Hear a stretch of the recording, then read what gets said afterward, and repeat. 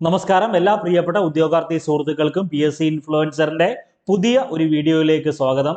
ഇന്നത്തെ ഈ ഒരു വീഡിയോയിൽ പ്രിയപ്പെട്ട ഉദ്യോഗാർത്ഥികളുമായി ഷെയർ ചെയ്യുന്നത് രണ്ട് പ്രധാനപ്പെട്ട കാര്യങ്ങളാണ്. ഒന്ന്, ഡിഗ്രി മത്സര പരീക്ഷയുമായി ബന്ധപ്പെട്ട് ഡിഗ്രി പ്രിലിമിനറി പരീക്ഷയും മെയിൻ പരീക്ഷയും ഫോക്കസ് കൊടുക്കുന്ന പ്രിയപ്പെട്ട ഉദ്യോഗാർത്ഥികൾക്ക് ഒരു സന്തോഷ വാർത്ത. 21 പോസ്റ്റുകളിലേക്ക് ഒറ്റ പ്രിലിമിനറി പരീക്ഷ കണ്ടക്ട് ചെയ്യാൻ വേണ്ടി കേരള PSC തീരുമാനിച്ചിട്ടുണ്ട്. അതിന്റെ ഏറ്റവും ലേറ്റസ്റ്റ് ആയിട്ടുള്ള സിലബസ് കണ്ടന്റ് എന്തൊക്കെയാണ്, ഏതൊക്കെ മേഖലകളാണ് പഠിക്കേണ്ടത് തുടങ്ങിയിട്ടുള്ള കാര്യങ്ങളെല്ലാം നമ്മൾ ഈ ഒരു വീഡിയോയിൽ ഡിസ്കസ് ചെയ്യും. അപ്പൊ ഏറ്റവും പ്രധാനപ്പെട്ട ഒരു പ്രത്യേകത, ഒറ്റ പ്രിലിമിനറി പരീക്ഷയിൽ 21 പോസ്റ്റുകൾക്ക് വേണ്ടിയാണ്. അതായത് ഡിഗ്രി നിലവാരത്തിലുള്ള SBCAD ഉൾപ്പെടെ, യൂണിവേഴ്സിറ്റി അസിസ്റ്റന്റ് ഉൾപ്പെടെ, company board, company corporation assistant ഉൾപ്പെടെ, അഡ്മിനിസ്ട്രേറ്റീവ് അസിസ്റ്റന്റ് ഉൾപ്പെടെ, യൂണിവേഴ്സിറ്റി അസിസ്റ്റന്റ് ഉൾപ്പെടെ ഏകദേശം 21 പോസ്റ്റുകൾക്ക് ഒറ്റ പ്രിലിമിനറി പരീക്ഷ. പ്രിലിമിനറി പരീക്ഷ ജൂലൈ 2026 മെയ് ജൂലൈ മാസങ്ങളിലാണ് പ്രിലിമിനറി പരീക്ഷ കണ്ടക്ട് ചെയ്യുന്നത്. അതിന്റെ മെയിൻ പരീക്ഷ ഉണ്ട്. അതിന്റെ മെയിൻ പരീക്ഷ 2026 ഓഗസ്റ്റ് ഒക്ടോബർ മാസങ്ങളിലാണ് കേരള PSC ഒഫീഷ്യൽ ആയിട്ടുള്ള ഇൻഫർമേഷൻ പ്രകാരം ഡിക്ലെയർ ചെയ്തേക്കുന്നത്. അപ്പൊ അതിൽ ഏതൊക്കെ ടോപ്പിക്കാണ് പഠിക്കേണ്ടത്? ഈ പറയുന്ന ഓരോ മേഖലയുമായി ബന്ധപ്പെട്ടും, സയൻസ് ആൻഡ് ടെക്നോളജി എടുക്കുവാണെങ്കിൽ ആ ഒരു ടോപ്പിക്ക്, കറണ്ട് അഫയേഴ്സുമായി ബന്ധപ്പെട്ട മേഖല, ഈ പറഞ്ഞ GK പോർഷനുമായി ബന്ധപ്പെട്ട മേഖല, SCRTയും NCRTയും, അങ്ങനെ ഏതൊക്കെ മേഖലകളാണ് നിങ്ങൾ പ്രയോറിറ്റി കൊടുക്കേണ്ടത് തുടങ്ങിയിട്ടുള്ള കാര്യങ്ങളൊക്കെ നമ്മൾ ഡിസ്കസ് ചെയ്യാൻ വേണ്ടി പോവുകയാണ്. 21 പോസ്റ്റുകളാണ്, ഒന്നും രണ്ടും അല്ല, 21 പോസ്റ്റുകൾ. അതിൽ SBCAD, യൂണിഫോം തസ്തികയായിട്ടുള്ള sub inspector, excise inspector, jailer, assistant jailer ഉൾപ്പെടെ, company board assistant, university assistant, administrative assistant തുടങ്ങിയിട്ടുള്ള 21 പോസ്റ്റുകളാണ് കേരള PSC പ്രിലിമിനറി പരീക്ഷ, ഒറ്റ പ്രിലിമിനറി പരീക്ഷയായി കണ്ടക്ട് ചെയ്യുന്നത്. 21 പോസ്റ്റുകൾക്ക് വേണ്ടിയാണ്. അപ്പൊ ഇതൊക്കെ അപ്ലിക്കേഷൻ അയച്ച പ്രിയപ്പെട്ട ഉദ്യോഗാർത്ഥികൾ ഉഷാറായി പഠിച്ചു പോകാൻ വേണ്ടി ശ്രമിക്കുക. അപ്പൊ അതിൽ ഏറ്റവും പ്രധാനപ്പെട്ട ഒരു മേഖല കേരള ചരിത്രം, അല്ലെങ്കിൽ ഈ പറയുന്ന കേരള ചരിത്ര നവോത്ഥാനം എന്നറിയപ്പെടുന്ന മേഖലയാണ്.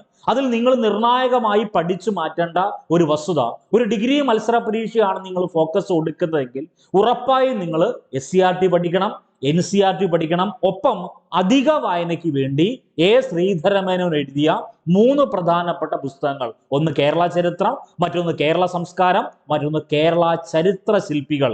ഈ 3 പുസ്തകങ്ങളിൽ കൊടുത്തേക്കുന്ന പ്രധാനപ്പെട്ട ആശയങ്ങൾ, കേരള ചരിത്രവുമായി ബന്ധപ്പെട്ട്, യൂറോപ്യന്മാരുമായി ബന്ധപ്പെട്ട്, കേരള തിരുവിതാംകൂർ, കൊച്ചി, മലബാർ എന്നറിയപ്പെടുന്ന 3 പ്രദേശങ്ങളുമായി ബന്ധപ്പെട്ട നവോത്ഥാന മുന്നേറ്റങ്ങൾ ഉൾപ്പെടെ നമ്മൾ പഠിക്കണം. അതിൽ ഒരു പ്രധാനപ്പെട്ട ടോപ്പിക്കാണ് ഇന്നത്തെ ഈ ഒരു വീഡിയോയിൽ നിങ്ങളുമായി ഷെയർ ചെയ്യുന്നത്. നമ്മുടെ ഡിഗ്രി പരീക്ഷയുടെ വളരെ പ്രധാനപ്പെട്ട, അതായത് മെയിൻ പരീക്ഷയ്ക്കും പ്രിലിമിനറി പരീക്ഷയ്ക്കും പഠിക്കേണ്ട ഒരു മേഖലയാണല്ലോ കേരള ചരിത്രം. ആ കേരള ചരിത്രത്തിൽ ഏറ്റവും പ്രധാനപ്പെട്ട ഒരു വ്യക്തിത്വമാണല്ലോ വേലുത്തമ്പി ദളവ. വേലുത്തമ്പി ദളവയുമായി ബന്ധപ്പെട്ട് മത്സര പരീക്ഷയിൽ ചോദിച്ച പ്രധാനപ്പെട്ട കണ്ടന്റ് ശ്രീധരമേനോൻ എഴുതിയ കേരള ചരിത്രം, കേരള സംസ്കാരം, കേരള ചരിത്ര ശില്പികൾ എന്നറിയപ്പെടുന്ന 3 പുസ്തകങ്ങളിലും ക്രോഡീകരിച്ചിട്ടുള്ള പ്രധാനപ്പെട്ട ഫാക്ടുകൾ നിങ്ങളുമായി ഷെയർ ചെയ്യാം. ഒന്ന്, ഈ പറയുന്ന വേലുത്തമ്പി ദളവ ഏത് തിരുവിതാംകൂർ ഭരണാധികാരിയുടെ ദിവാനാണ്? അവിട്ടം തിരുനാളിന്റെ പ്രശസ്തനായ ദിവാൻ ആര് എന്ന് ചോദിച്ചാൽ അതിനുത്തരം വേലുത്തമ്പി ദളവയാണ്. അദ്ദേഹം 1802 തിരുവിതാംകൂർ എന്നറിയപ്പെടുന്ന പ്രദേശത്ത് ദിവാനായിട്ട് അവരോധിക്കപ്പെട്ടു. ആരെ? വേലുത്തമ്പി ദളവയെ. ഈ വേലുത്തമ്പി ദളവയുടെ യഥാർത്ഥ പേര് എന്താണെന്ന് മത്സര പരീക്ഷയ്ക്ക് ധാരാളം തവണ ചോദിച്ചിട്ടുള്ളതാ. വേലായുധൻ ചെമ്പകരാമൻ തമ്പി എന്നാണ് വേലുത്തമ്പിയുടെ യഥാർത്ഥ പേര്. അപ്പൊ വേലുത്തമ്പി ദളവയുടെ യഥാർത്ഥ പേരെന്താ? വേലായുധൻ ചെമ്പകരാമൻ തമ്പി എന്ന. ചെമ്പകരാമൻ പിള്ളയുണ്ട്, അത് വേറെയാണ്. സംഗീതകുമാരി എന്നും വെങ്കട്ട് എന്നീ അപരനാമത്തിൽ അറിയപ്പെടുന്ന കേരള നവോത്ഥാന നായകനാണ് ആര്? ചെമ്പകരാമൻ പിള്ള, അത് വേറെ. ഇത് വേലുത്തമ്പി ദളവയുടെ യഥാർത്ഥ പേരെന്താ? വേലായുധൻ ചെമ്പകരാമൻ തമ്പി എന്നാണ്. ഇനി ഈ പറഞ്ഞ വേലുത്തമ്പി ദളവയുടെ ജന്മദേശം എന്നറിയപ്പെടുന്നത് കന്യാകുമാരി ജില്ലയിലെ കൽക്കുളം എന്നറിയപ്പെടുന്ന സ്ഥലത്താണ്. തിരിഞ്ഞു പോരുത്, ജന്മദേശം അല്ലെങ്കിൽ ജന്മസ്ഥലം കൽക്കുളം. അദ്ദേഹത്തിന്റെ തറവാട്ട് പേര് അല്ലെങ്കിൽ തറവാട്ട് നാമം തലക്കുളത്തു വീട് എന്നാണ്. അപ്പൊ തലക്കുളം എന്ന് പറയുന്നത് അദ്ദേഹത്തിന്റെ വീട്ടുപേരാണ്. അദ്ദേഹത്തിന്റെ ജന്മദേശം അല്ലെങ്കിൽ ജന്മപ്രദേശം കൽക്കുളം, കന്യാകുമാരി ജില്ലയിലെ കൽക്കുളം എന്നറിയപ്പെടുന്ന സ്ഥലത്താണ്. 1765 അദ്ദേഹം ജനിക്കുന്നത്. അപ്പൊ ഈ പറയുന്ന കന്യാകുമാരിയുമായി ബന്ധപ്പെട്ട് ഡിഗ്രി മത്സര പരീക്ഷയ്ക്ക് ഉൾപ്പെടെ ചോദിച്ച 4 പ്രധാനപ്പെട്ട ചോദ്യമുണ്ട്. ഇന്ത്യൻ ഭൂമിശാസ്ത്രം എന്നറിയപ്പെടുന്ന ടോപ്പിക്കുമായി ബന്ധപ്പെട്ട്, ഇന്ത്യയുമായി ബന്ധപ്പെട്ട് പ്രധാനപ്പെട്ട ഒരു പ്രദേശമാണല്ലോ കന്യാകുമാരി എന്നറിയപ്പെടുന്നത്. കേപ്പ് ഓഫ് കാമറൻ എന്നറിയപ്പെടുന്നത് കന്യാകുമാരിയാണ്. ഇന്ത്യയുടെ ഏറ്റവും തെക്കേ അറ്റത്തെ ജില്ല, ഇന്ത്യയുടെ ഏറ്റവും തെക്കേ അറ്റത്തെ റെയിൽവേ സ്റ്റേഷൻ എന്നീ പ്രത്യേകതകൾ ഉള്ളത് അത് കന്യാകുമാരിയാണ്. ഏറ്റവും പ്രധാനപ്പെട്ട ചോദ്യം വിവേകാനന്ദ പാറ, തിരുവള്ളുവർ പ്രതിമ എന്നിവ സ്ഥിതി ചെയ്യുന്നത് കന്യാകുമാരിയിലാണ്. ഉദയവും അസ്തമനവും ഒരേപോലെ ഒരേ സ്ഥലത്ത് നിന്ന് കാണാൻ പറ്റുന്ന ഇന്ത്യയിലെ ഏക സ്ഥലം കൂടിയാണ് ഇത് കന്യാകുമാരി. കേപ്പ് ഓഫ് കാമറൻ എന്നറിയപ്പെടുന്നു. കന്യാകുമാരിയുമായി ബന്ധപ്പെട്ട് ലേറ്റസ്റ്റ് കറണ്ട് അഫയേഴ്സ് ഉണ്ട്, അത് നമ്മൾ അപ്ഡേറ്റ് ചെയ്യും. അപ്പൊ നമ്മൾ പറഞ്ഞ പ്രധാനപ്പെട്ട പോയിന്റ് ആയി. അദ്ദേഹത്തിന്റെ വീട്ടുപേര് വളരെ ഇമ്പോർട്ടന്റ് ആണ്, തലക്കുളത്ത് വീട് എന്നാണ്. പറഞ്ഞല്ലോ, ശ്രീധര മേനോൻ സാറിന്റെ കേരള ചരിത്രവുമായി ബന്ധപ്പെട്ട 3 ടെക്സ്റ്റുകളാണ് ഇതിനു വേണ്ടി റെഫർ ചെയ്തേക്കുന്നത്. അപ്പൊ ഉഷാറായിട്ടും ഈ കണ്ടന്റ് കൃത്യമായി പഠിച്ചു പോകണം. ഇനി 1804 ഒരു പ്രത്യേകതയുണ്ട്. തിരുവിതാംകൂർ പട്ടാള ലഹള നടക്കുന്നത് 1804 തിരുവിതാംകൂർ നായർ ബ്രിഗേഡിന്റെ അലവൻസ് കുറയ്ക്കാൻ തീരുമാനിച്ച വേലുത്തമ്പി ദളവയുടെ നീക്കത്തിനെതിരെ നടത്തിയ കലാപത്തിന് അല്ലെങ്കിൽ ലഹളയെ അറിയപ്പെടുന്ന പേരാണ് തിരുവിതാംകൂർ പട്ടാള ലഹള. നടന്ന വർഷം 1804. ഇനി ഈ പറഞ്ഞ വേലുത്തമ്പി ദളവ കൊണ്ടുവന്ന പ്രധാനപ്പെട്ട പരിഷ്കാരങ്ങൾ പറയുക. ഒന്ന്, നാട്ടുകൂട്ടം ഇളക്കം എന്ന ജനകീയ പ്രക്ഷോഭം ആരംഭിച്ചത് വേലുത്തമ്പി ദളവയാണ്. അപ്പൊ ചില ആളുകളെങ്കിലും മനസ്സിൽ കരുതും, എന്തുവാ ഈ നാട്ടുകൂട്ടം ഇളക്കം എന്ന് പറഞ്ഞാൽ? നാട്ടുകൂട്ടം എന്ന് പറഞ്ഞാൽ കോടതി സംവിധാനമാണല്ലോ. നമ്മൾ ഈ പറയുന്ന മോഹൻലാലും ശ്രീനിവാസനും ഒക്കെ തകർത്തഭിനയിച്ച തേന്മാവിൻ കൊമ്പത്ത് എന്നറിയപ്പെടുന്ന മലയാള സിനിമ കാണാത്ത ആ ചുരുക്കം പേരേ ഉള്ളൂ, അല്ലെങ്കിൽ കാണുന്നവരാണെങ്കിൽ കണ്ടിട്ടുള്ളവരാണ് നിങ്ങൾ എല്ലാവരും. അതിൽ നാട്ടുകൂട്ടം, എല്ലാ മലയാള സിനിമയിലും അങ്ങനെ ഒരു സീൻ കാണാറുണ്ട്. നാട്ടുകൂട്ടം പ്രഖ്യാപിക്കുന്നു. പഴയകാല പ്രാചീന ചരിത്രത്തിൽ പറയുന്ന ഇങ്ങനെയാണ്. അപ്പൊ നാട്ടുകൂട്ടം എന്ന് പറഞ്ഞാൽ ഒരു പ്രദേശത്തെ കോടതിയാണ്. ആ പ്രദേശത്തെ കോടതിയാണ് നാട്ടുകൂട്ടം. അത് ഇളകുക എന്ന് പറഞ്ഞാൽ എന്താ? തിരുവിതാംകൂറിൽ സഞ്ചരിക്കുന്ന കോടതികൾ സ്ഥാപിക്കുന്നു. അപ്പൊ നാട്ടുകൂട്ടം ഇളക്കമെന്ന ജനകീയ പ്രക്ഷോഭം ആരംഭിച്ചത് ആരാണ്? വേലുത്തമ്പി ദളവയാണ്. കൊല്ലത്ത് ഹജൂർ കച്ചേരി, കൊല്ലം ജില്ലയിലാണ് ഹജൂർ കച്ചേരി. ഇന്ന് നമ്മൾ കാണപ്പെടുന്ന തിരുവനന്തപുരം സെക്രട്ടേറിയറ്റ് ഉണ്ടല്ലോ, അത് ആദ്യത്തെ കൊല്ലം ജില്ലയിലാണ്. കൊല്ലത്ത് ഹജൂർ കച്ചേരി സ്ഥാപിച്ചത് ഈ പറഞ്ഞ വേലുത്തമ്പി ദളവയാണ്. തിരുവിതാംകൂറിൽ സഞ്ചരിക്കുന്ന കോടതികൾ സ്ഥാപിച്ചത് വേലുത്തമ്പി ദളവയാണ്. ചങ്ങനാശ്ശേരി, തലയോലപ്പറമ്പ്, ആലങ്ങാട് എന്നിവിടങ്ങളിൽ ആഴ്ചച്ചന്തകൾ സ്ഥാപിച്ചത് വേലുത്തമ്പി ദളവയാണ്. മിക്ക ഉദ്യോഗാർത്ഥികളും കരുതും അടിമച്ചന്തയാണോ? അല്ല, ആഴ്ചച്ചന്ത എന്നാണ് ശ്രീധര മേനോൻ സാറിന്റെ പുസ്തകത്തിൽ ഉൾപ്പെടെ പ്രതിപാദിച്ചിട്ടുള്ളത്. ദെൻ വേമ്പനാട് കായലിലെ പാതിരാമണൽ ദ്വീപിനെ കൃഷിയോഗ്യമാക്കിയ ഭരണാധികാരി ആരും ചോദിച്ചാൽ അതാരാണ്? അത് വേലുത്തമ്പി ദളവയ.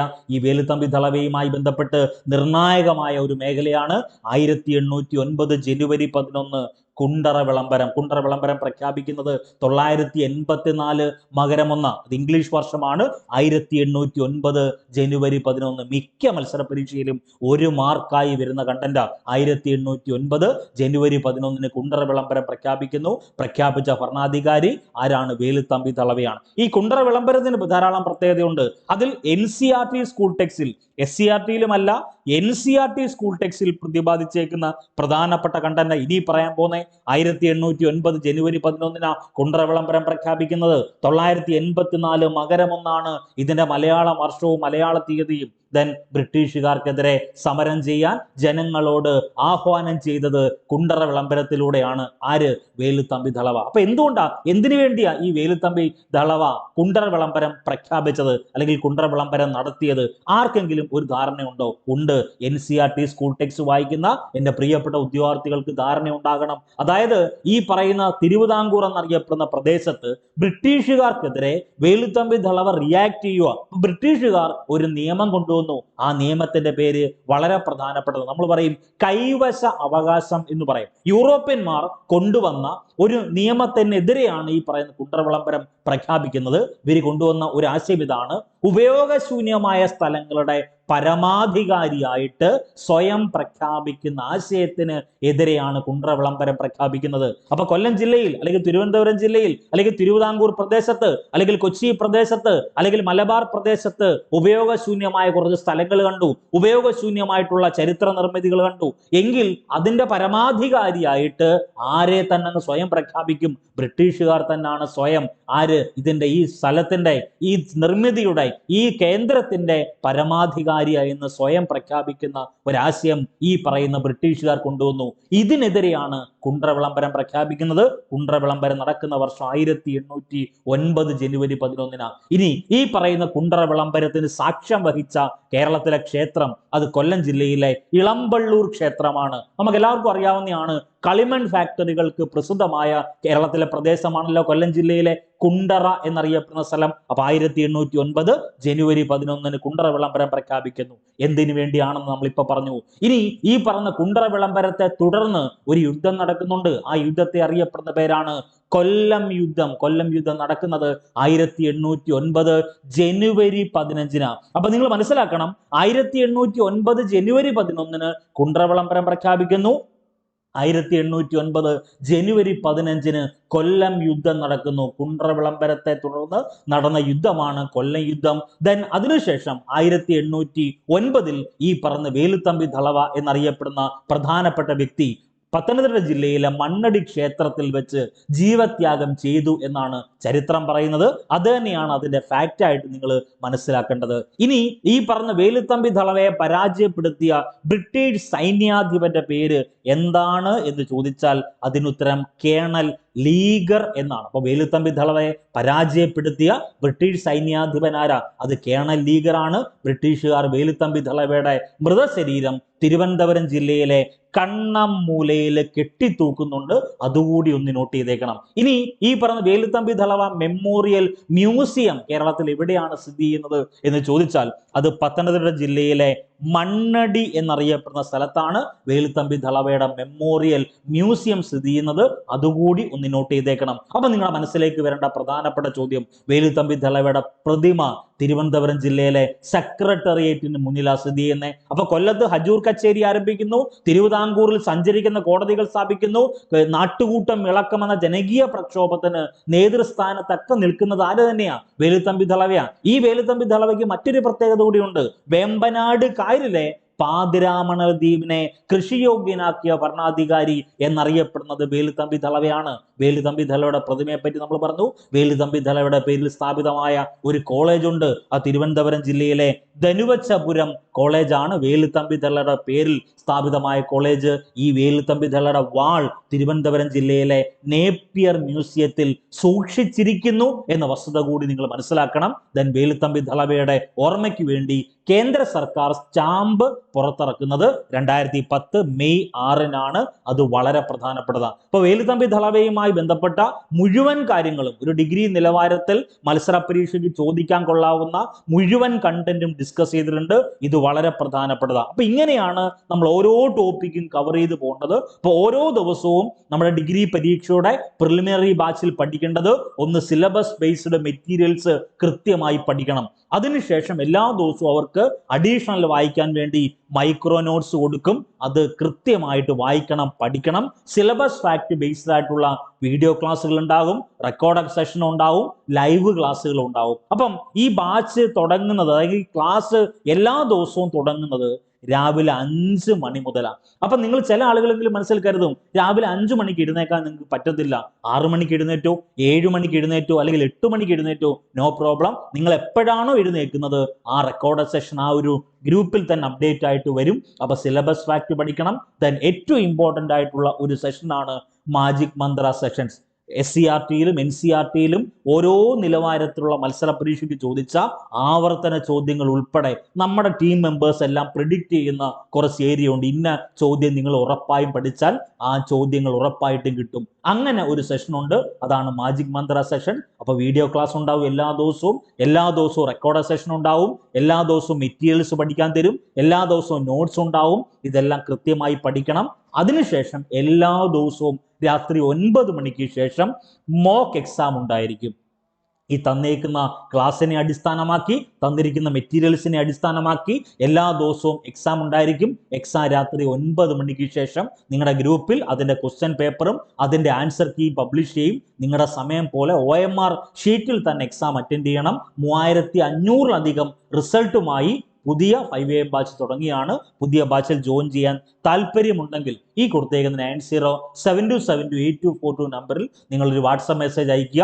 നിങ്ങളുടെ പേരെന്താണോ അതിനുശേഷം ഡിഗ്രി പ്രിലിമിനറി പരീക്ഷ അല്ലെങ്കിൽ ഡിഗ്രി പ്രിലിംസ് എന്ന് മാത്രം ഒന്ന് ടൈപ്പ് ചെയ്ത് സെൻഡ് ചെയ്തിരുന്നാൽ മതി. ഇത്രയും നാൾ ഏകദേശം ധാരാളം ഈ പറയുന്ന ഓരോ മത്സര പരീക്ഷയ്ക്കും വേണ്ടി തയ്യാറെടുക്കുന്ന പ്രിയപ്പെട്ട ഉദ്യോഗാർത്ഥികളുണ്ട്.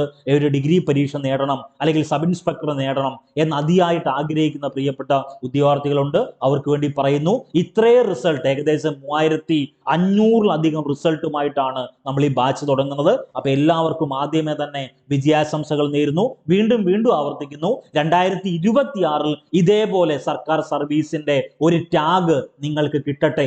ആത്മാർത്ഥമായിട്ട് പഠിക്കുക. ഇത് അണിഞ്ഞുകൊണ്ട് നിങ്ങളുടെ സൗഹൃദത്തിലേക്ക്, നിങ്ങളുടെ ബന്ധുക്കളുടെ മുന്നിലേക്ക്, നിങ്ങളുടെ സൗഹൃദ വലയത്തിലേക്ക് നിങ്ങൾ തലയുയർത്തി നിങ്ങൾക്ക് ചെല്ലാൻ സാധിക്കട്ടെ എന്ന് ആത്മാർത്ഥമായി പ്രാർത്ഥിക്കുന്നു. ഒപ്പം എല്ലാ ദിവസവും PSC ഇൻഫ്ലുവൻസറിന്റെ കോമൺ ടെലഗ്രാം ഗ്രൂപ്പിൽ നിങ്ങളുടെ മത്സര പരീക്ഷയ്ക്ക് ആവശ്യമായിട്ടുള്ള പോൾ ചോദ്യങ്ങൾ, സ്റ്റഡി പ്ലാനുകൾ, മൈക്രോ നോട്ട്സുകൾ, ഡെയിലി കറണ്ട് അഫയേഴ്സ് എല്ലാം അപ്ഡേറ്റ് ചെയ്യുന്നുണ്ട്. ഏകദേശം 28,000-ലധികം ഉദ്യോഗാർത്ഥികൾ കൃത്യമായി ഫോളോ ചെയ്യുന്ന ടെലഗ്രാം ഗ്രൂപ്പിൽ കൂടി ഒന്ന് ജോയിൻ ചെയ്യുക. അപ്പൊ എല്ലാവർക്കും വിജയാശംസകൾ നേരുന്നു. എല്ലാവിധ ആശംസകളും നേരുന്നു. 2026 നിങ്ങളുടെ വർഷമായിട്ട് മാറട്ടെ. All the best.